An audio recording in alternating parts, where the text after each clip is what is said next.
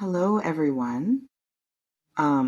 So you know that feeling when you're waiting for something to arrive and your whole body is tense with anticipation? Like every notification, every sound, every moment could be it. Could be the thing you've been waiting for. The person, the change, the rescue, that tension. Where is it coming from? So there's this title. Someone is coming for you, leaving the past behind. New love and passion awaits. And there's a lot packed in there, a lot of promises, a lot of future orientation, a lot of external rescue fantasy. But what if I told you that's not what's actually happening? What if the someone who's coming, it's not someone else? And the past being left behind, that's not automatic. And the new love and passion, that's not waiting somewhere out there for you to stumble into. My stomach just dropped reading that back. Wait, let me sit with this differently. There can be this state people get into where they're focused on what's coming, who's coming, what's going to happen next. And in that state, in that future focused waiting, they're not actually here, not actually present, not actually available for what is. And there's comfort in that, maybe, in the waiting, in the anticipation. Because if you're waiting for someone to come, if you're focused on what's ahead, you don't have to deal with what's here now. You don't have to sit with the emptiness or the loneliness or the disappointment of what is. Does that feel familiar to you? That pattern of living in what's coming instead of what's here? Because the someone is coming thing, it's seductive, really seductive. It gives you something to hold on to, something to hope for. A narrative where you're the main character and someone out there, some mysterious someone, is on their way to find you, to choose you, to complete you. But here's what I'm noticing. That narrative, it keeps you passive. It keeps you waiting. It keeps you looking outward instead of inward. And while you're waiting for someone to come for you, you're not coming for yourself.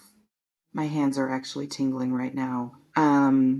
So the leaving the past behind part, there's an assumption there that the past is being left behind, that it's done, that you're moving on. But are you? Or are you carrying the past with you while telling yourself you've left it behind? Because there's a difference between actually releasing the past and just geographically or temporally moving away from it while still holding all the patterns, all the wounds, all the beliefs that were formed there. And you might notice this, how the same dynamics keep showing up, how the same types of people keep appearing, how the same disappointments keep repeating. And you think, but I left the past behind, but I moved on, but I'm ready for something new. But if the internal landscape hasn't shifted, if you're still operating from the same fears and needs and desperation, then the past isn't behind you. It's with you. It's in you. Wait, I need to correct that. I'm not saying you're carrying the past. I'm describing something that can happen to people where they think they've moved on because time has passed or distance has been created. But the actual releasing, the actual letting go, that's internal work that might not have happened yet. Have you noticed that in yourself? That pattern of thinking you're over something, but then it shows up again in a different form? Tell me in the comments if this resonates. My throat is so dry right now, I can barely swallow. So the new love and passion awaits thing awaits. Like it's out there somewhere, waiting for you. And all you have to do is what? Be patient, be ready, be available, and then it'll arrive like a package you ordered. But what if it doesn't work that way? What if love and passion aren't things that wait for you? What if they're things you create, things you cultivate, things you generate from within and then share with someone else who's doing the same? And I know that's not as romantic as the idea that your perfect match is out there searching for you. that someone is coming for you who's going to ignite passion you've never felt before. That new love is just around the corner waiting to sweep you off your feet. But romance isn't the same as reality. And reality might be messier, more complex, more dependent on your own internal state than on some external someone arriving. There can be this experience where someone's so focused on who's coming, what's coming, when it's coming, that they miss the work they need to do, the healing, the growing, the becoming someone who's actually ready for healthy love instead of someone who's desperate for any love. And that desperation, that waiting, that focus on someone coming for you, it might be a distraction from the harder work, from the lonelier work, from the work of coming for yourself. My jaw just unclenched and I didn't even realize it was tight. Wait, let me sit with the someone is coming part more carefully, because there's this narrative in culture, in movies, in songs, in readings like this, that you're incomplete until someone finds you, that you're waiting to be chosen, that your life really starts when the right person arrives. And that narrative, it might be damaging, really damaging, because it positions you as passive, as incomplete, as half of something instead of whole on your own. And from that position, from that sense of incompleteness, you might accept less. You might settle for anyone who shows up because at least someone showed up. At least you're not alone anymore. But what if you're not incomplete? What if you're whole right now? What if the someone who needs to come for you is you? You showing up for yourself, you choosing yourself, you investing in yourself, you being the person you've been waiting for someone else to be. Does that feel uncomfortable? That idea that you might be the one you're waiting for? Because it can feel uncomfortable, really uncomfortable. It can feel like giving up on the fantasy, on the hope, on the possibility that someone out there is going to see you and choose you and make everything better. But what if giving up on that fantasy is actually freedom? What if it's release? What if it's the beginning of actually building something real instead of waiting for something magical? So the past being left behind. Let me come back to that. Because there's something there. There's this idea that you can just decide the past is over and then it is. That you can declare you're ready for new love and passion and then you are. But the past doesn't work that way. It doesn't just disappear because you want it to. It lives in your body, in your nervous system, in your patterns, in your reactions, in the way you protect yourself, in what you believe about yourself and others. And leaving it behind, that's not a decision. That's a process, a long process of noticing the patterns, of feeling the feelings you've been avoiding, of healing the wounds that are still open, even if they're old, of changing the beliefs that were formed back then that are still running the show now. My shoulders are so tense I can feel them up by my ears. So when you're waiting for someone to come for you, when you're hoping for new love and passion, you might ask yourself, have I actually left the past behind? Or am I just hoping someone new will make me forget about it, will cover it up, will make it not matter anymore? Because if it's the latter, if you're using the idea of new love as a way to avoid dealing with old pain, that's not leaving the past behind. That's bringing it with you into the next situation. And then acting confused when the same dynamics show up. Wait, I'm not saying you're doing that. I'm describing something that can happen, a pattern that exists, where people think they're ready for something new, but they haven't actually done the work of releasing the old. And that work, that releasing, it's not romantic, it's not passionate, it's not exciting, it's sitting with discomfort, it's feeling things you don't want to feel, it's being alone when you desperately don't want to be alone. It's choosing yourself when it would be easier to lose yourself in someone else. Have you noticed that tension in yourself Between wanting someone to come for you and knowing you need to come for yourself first, tell me in the comments. My chest feels so tight right now, like I can't get a full breath. So the new love and passion awaits thing. Awaits where? Out there in the future? After you've done enough work? After you've waited long enough? After you've proven yourself worthy? Or is it possible that love and passion, they're available now? Not from someone else, but from yourself, for yourself. And that the awaiting, the delaying, the future orientation, that's just postponing the intimacy and aliveness that's possible right here in your relationship with yourself.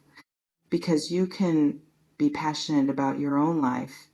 You can love yourself, not in a narcissistic way, but in a I'm here for me, I choose me, I invest in me kind of way. And that might actually be more reliable, more sustainable, more real than waiting for someone else to bring those things to you. But it requires something. It requires stopping the waiting, stopping the searching, stopping the focus on who's coming and when and how, and instead turning that focus inward to what's here, to who you are, to what you need from yourself that you've been hoping to get from someone else. And that can feel like settling, like giving up, like accepting that you're going to be alone. But what if it's not any of those things? What if it's just growing up, taking responsibility, becoming someone who doesn't need rescue because they're not in distress? Wait, let me say that more carefully. There can be this shift that happens in people sometimes where they stop waiting for external salvation and start creating internal stability. And from that stability, from that groundedness, they become someone different. Someone who attracts different things, different people, different experiences. But that shift, that change, it's not about someone coming for you. It's about you coming for you. And the past being left behind, not through time or distance, but through actual healing. And new love and passion, not awaiting you out there, but being cultivated in here. My hands just stopped shaking, and I didn't realize they were shaking.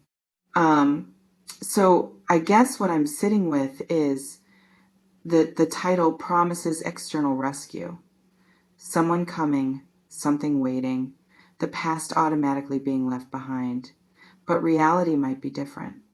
Reality might require you to be the someone, to do the leaving, to create the love and passion instead of waiting for it to arrive. And that's harder, that's lonelier, that's less romantic and less hopeful in some ways, but it might also be more real, more solid, more within your control. Because you can't control who comes for you. You can't control when or if someone shows up. You can't control whether new love finds you, but you can control whether you come for yourself. Whether you do the work of actually leaving the past behind, whether you cultivate passion for your own life right now. Does that make sense to you? There can be this trap where you give all your power away to the future, to possibilities, to maybes, to someone who might come. And in that giving away, in that waiting, you miss what's here. You miss the opportunity to be present, to be whole, to be enough on your own. And I'm not saying you should give up on love or connection or partnership. I'm just noticing that waiting for it, living in anticipation of it, organizing your whole life around when it arrives, that might keep you from actually being ready for it when it does show up. Because if it shows up and you haven't done the work, if you haven't left the past behind, if you haven't cultivated your own passion, if you haven't come for yourself, you might not recognize it, or you might grab onto it desperately, or you might repeat the same patterns that didn't work before. My jaw is clenched again, and I need to consciously relax it. So the someone is coming for you thing, maybe it's true, maybe someone is, but focusing on that, waiting for that, living for that, it keeps you stuck. It keeps you passive. it keeps you from doing what you actually need to do, which is come for yourself.